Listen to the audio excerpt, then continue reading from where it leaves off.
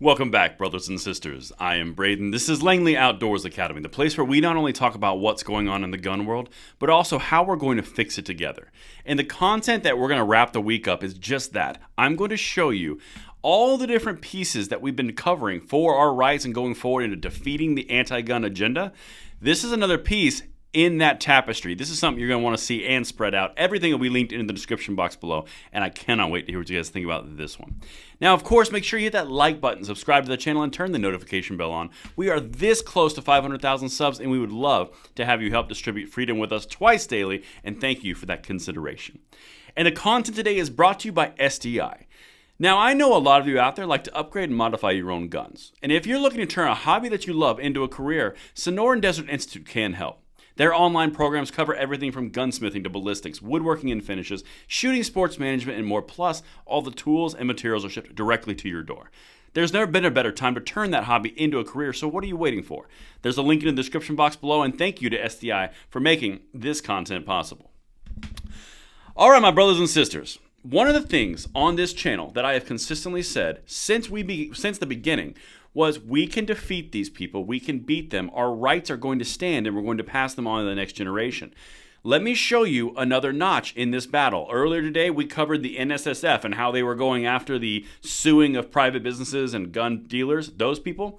Okay, well now, look what's happening in Delaware, because these blue states, the blue bastions that embrace assault weapon bans and gun control, they're the ones that are going to make it unpalatable for the SCOTUS. In time, it will be their fault. All right, let's get it.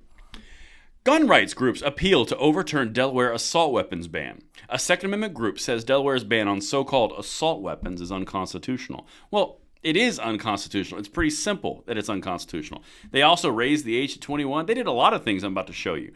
But again, as the appeal process goes, the higher and higher it goes in the court system. That is their worst nightmare. Let's continue.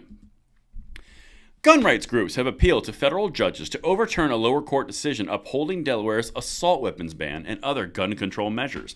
Let me continue and just show you what they did here, because this is who it was that did this, and this is what they said. Tell me in the comments field below if you can find the fault here.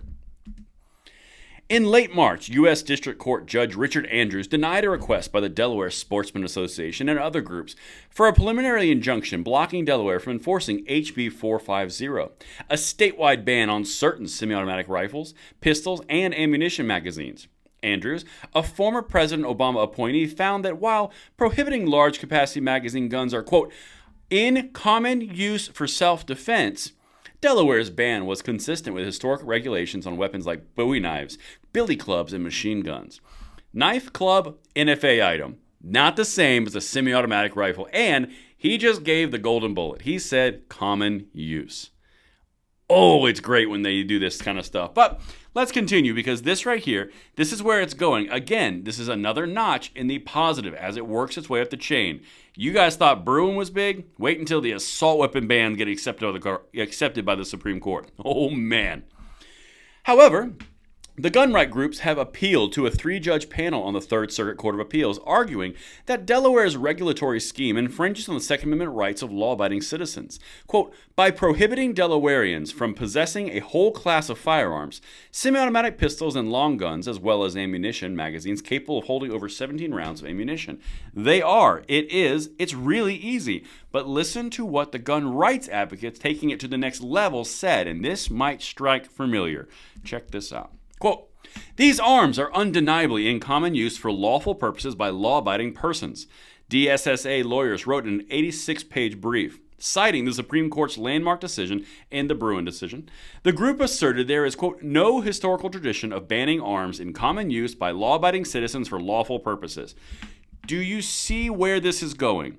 Common use is going to play a main role in the assault weapons bans when they finally work their way up to get considered for Supreme Court. I don't see how they don't get considered for the Supreme Court, but it is something that's going in that direction. It will take time, but we will be diligent and we will pass these rights on to the next generation. And this is just one more fold and along the path of making a beautiful origami rights and freedom to hand to our next generation.